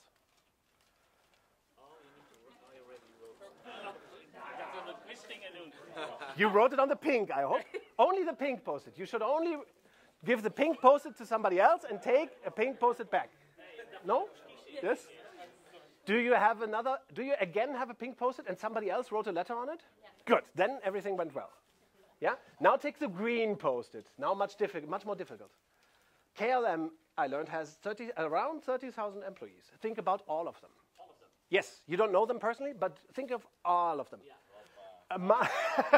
Oh, but now we are fucked. Yeah, but nobody will learn about your results. High internet. Yeah. Okay. What is the percentage of X people within this group of KLM employees? 30,000 people. What is the percentage of Xers within that group? It can be 0 or 100 or something in between. Not -5. It doesn't make any sense in this case, right? 117 doesn't make sense. You remember what you drew with how big the center was? That's in our company. It's about 40%. If you think that the whole center would be 40%, then right, 40%. You have to judge. Is that okay? You can judge. Don't worry. Judge from the heart. We only need the X percentage because the rest will be the Y people. Yeah. It's easy. Okay, you did it. Exchange the greenish post-it with somebody else.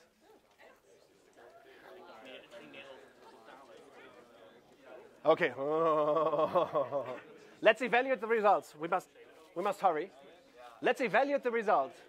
First, I will check if everybody has a pink post-it. If you have a pink post-it, hold it up, please.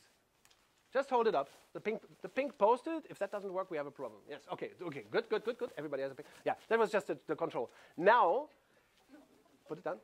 Now, only hold the pink post-it up if there's an X written on it. If somebody wrote an X on it, hold it up. Only X's. All X post-its? I see 0. Is there no X post-it? Okay. Huh. Okay. I did this hundreds of times, literally. So I'm so surprised. You know? Okay, now the green post-it. Somebody wrote a number or percentage on it, right? Look at it, read it. Oh, good book.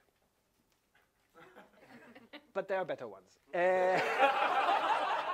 If on the green post-it it says 0 or 0%, hold them up. Only zeros. Oh, this is interesting. How many do we see? Let's count them. 1, 2, 3, 4, 5, 6, 7. We have 7 zeros, or 7, right? I think 7. We had 0 pink post-its going up and 7 green zeros. What is the problem? I knew that would happen. Bias, yes? Elaborate.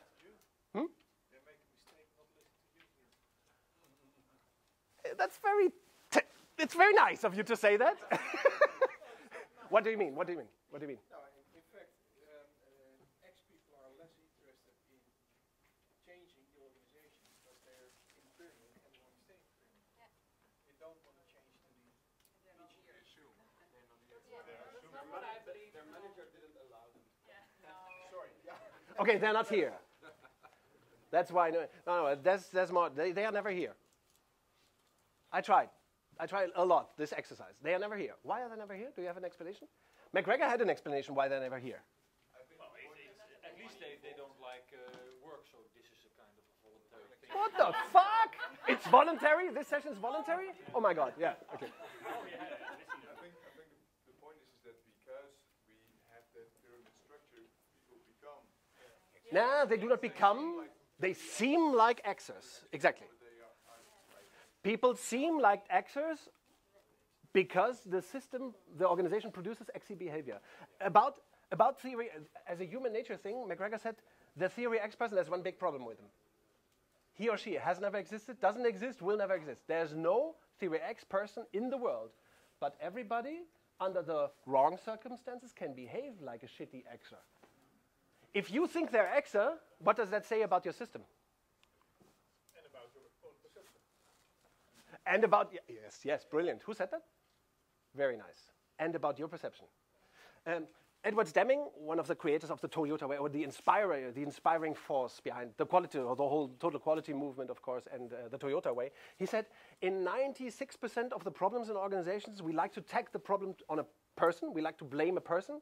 But in 96% of the problems, the problem comes out of the system, not the people. We try to tag it to people, but it doesn't come from people. It comes from the context that we have ourselves created. For example, if you have a bonus system, a bonus system works perfectly with which kind of people? This is ironic. Exactly. What is the problem then? Okay, you have a bonus system that works perfectly well with X people who don't exist. Do you see the trouble? You're deep in shit, you know? But you shouldn't be surprised if your bonus system creates Xy behavior, selfish behavior, short-term opportunism, ignorance to the real sources of problems and so on. You know, people try to meet their numbers, they behave like assholes, or department against department, silo against silo. You shouldn't be surprised if you have a bonus system in place, because it's bribing. Yeah? Good, okay. Theory X is how's it called? A judgment, a prejudice about other people, and it's also a self-fulfilling prophecy. Yeah? This prejudice about other people's human nature makes us create systems, contexts, organizational systems, that then produce the behavior that we wanted to avoid. It's a silly circle. Now, the next slide, no, not the next, the other one. This refers to the sentence that if you are a hammer, then you like to believe that every problem is a nail. Do you know this? Is it? Yeah? Not all problems are nails, as we see here. Yeah? But if you think you have X people, you will use certain tools. And the next slide is tools, and I want you to count the tools on the next slide that you can identify that you have. Count them.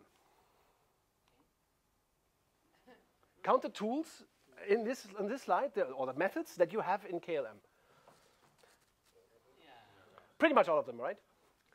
These are, I call it X tools. They create X behavior. They are perfect for creating X behavior. Yeah, but when X behavior was successful, did human nature change over time? Did human nature change? Yeah. What do you mean? When? Well, how? Before the 70s and 80s, that the X-type organization was successful. This kind of organization running this kind of method? Yeah. Well, there were no peach competitors, right? That's one of the, and it was in industrial age markets. This worked well enough. Yeah, basically monopolies or oligopolies, and of course KLM was basically a monopoly in most of its markets. So it worked well enough. It was never humanistic, it was never complexity robust, but it didn't matter so much because level of complexity in value creation and work was low. You remember this change over time, the Taylor bathtub as we call it? This was never really worked, but it seemed to work well enough. Of course, today, if you would compete with Southwest Airlines, you would be in trouble. Because they don't have this almost any, they have basically none of this bullshit here. I call it also the bullshit slide. If you want to know how to transform your organization into a peach organization, this is part of the answer. Get rid of all of this bullshit. This is like a checklist. You can check it. It's like a checklist of whatever, 100 things here. You can just eliminate it, and KLM will already be much better. People will not be able of not accepting more responsibility within their teams, for example. If you take away the bullshit, yeah? Do you see it? So this is one of the answers. The other answer is, well, bosses have to define work less as bosses and return to value creation, return to the work, which is not so bad. You don't have to reduce their salaries, but they have to return to value creation and be less command and control. You should eliminate certain areas in your organization. I would argue that a sales department should exist in no organization. A sales department is a bad idea turned structure. It should never have existed in any organization. Do you have a sales department? Do you have product managers, key accountants? Do you have key accountants? That's all steering department. Do you have a quality department? That's a bad idea because you've got the tools, and you've got the structures. Right? The functional structure with silo thinking. You should reintegrate these functions back into business teams in the periphery or central support teams. And the central support teams, like HR, if there's something like that in the future, should be paid by the periphery. That's what you have to do. Not because I say so. Is there any downside? Great question. What could be downsides? Yes, great question. Is there any downside to this model on the right? What is the downside? What would you say? Decision making. Lots of teams. If you have 30,000 people at KLM, how many teams would you have approximately? 3,000, 4,000, something like that, yes. Because a real team cannot have more than 10 people. That doesn't exist. Where 8 people, that's where a good team dynamics already stop usually, right? So, okay, you would have 3,500 teams, let's say. But where's the problem? When this question is asked, I usually ask back, who the fuck did you hire in the past? And how did you do it? Right? No? Do you understand the joke? No? Okay. Oh, it's a very personal joke, maybe. I thought it was a good one. Yes, sorry, I'm good. Let me sum it up and make just a very short ritual so that we can close the session, and maybe if you want, you can talk more and pick a book. The good message here is you have the right people, because you have theory-wise people who are imprisoned in this kind of system, and you can move here. It's very easy, you know, work the list through and change the organizational structure. So you have the right people. That's my first message. Second message, you don't even have to make the decision. The decision to move from this model to this model is not even up to you.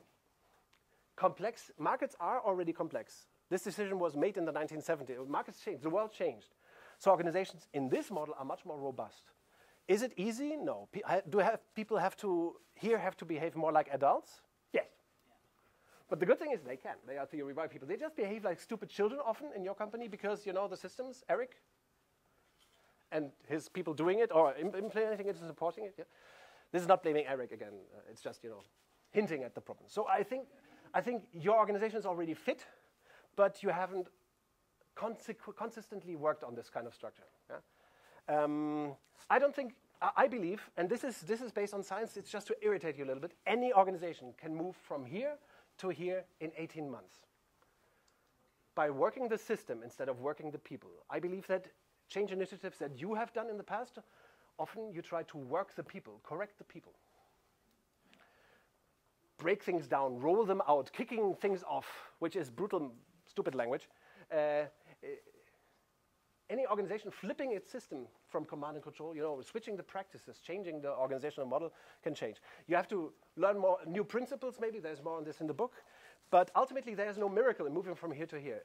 Everything that is needed for this kind of peach organization was already invented. The performance systems, the philosophy here, the principles described in this kind of book.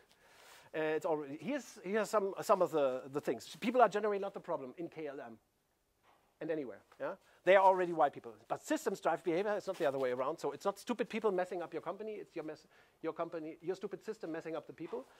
We have to stop working the people and start working the organizational models and systems. Then, and only then, change gets fast and easy. The radically decentralized peach model of designing organizations is not an option. You have to do it anyway. I mean, yeah. So this is the good message. I want to stop with one ritual that takes two minutes in this group. It goes like this: feedback in one word.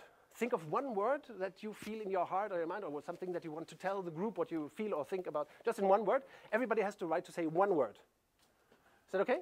We start here? No, here, with you. Feedback in one word. Inspired. Triggering. Self-evident. Self-evidence. Mm-hmm. Super cool with a hyphen. I didn't get it. Super cool with a hyphen. Super cool is one word, yes. Thought. Thought? Mm-hmm. Energy. Why? It's only one letter. The why, mm-hmm, yes. Inspiring. Uh-huh. Unstoppable. Unstoppable. Mm-hmm. Easy. Mm-hmm. Ongoing. Ongoing. Confirmation. Mm-hmm. Mm-hmm. Okay, like confirming. Mm-hmm. Yeah. Mm-hmm. Mm-hmm. Complex. Yes. Refreshing. Mhm. Inspiring. Funny. Funny. Good. Complex. Complex. Mm-hmm. Confirming. Confirming. Mm-hmm. Mm-hmm. Interesting. Nobody else should say interesting. One interesting is okay, but interesting, you know, it's like this. It's okay. It's okay. I got the vibe. I got the criticism. Okay. Interesting. Okay. You can say anything you want. Inevitable. Inevitable. Mm-hmm. Yes, Anna Paula. Inspiring. Mm-hmm. Like. That's very good. Yes. Complex. Complex. Mm-hmm. Inspiring. Mm-hmm. Inspiring. Mm-hmm. Intrigued. Intrigued. Mm-hmm. Challenge. Mm-hmm. Intrigue. Common sense, nice. No, it's good. No, that's one word. That's one. Here in the Netherlands and in Germany, it's one word. In England, UK, you know. Necessary. Necessary. Reassuring. Yes. Bridging. Bridging. Inspiring. Thought-provoking. Thought-provoking, yes. Change. Challenge. Change. Unstoppable. Unstoppable. Experimental. Experimental. Very nice. Yes. Very nice. Recognition. Recognition. Challenging. Yes. Change. Change. Thank you very much. I hope you enjoyed it. Yes. Eric, see you later. Very nice session. I enjoyed it a lot as well. Thank you. Now we have to move. Niels, thank you very much. We have a nice present Oh. for you. I hope you enjoy the real Very version cool. many times. Yes, Thank yes. you for of being course. with us. It was inspiring and Yes. all other worlds. Yeah. Thank you very much. It was real fun. Yeah. We can, if you would like, we could stay on and have a coffee or the book. Yes, please take a book if you like. Only if you like it. If you hate reading books, take it for another person, maybe.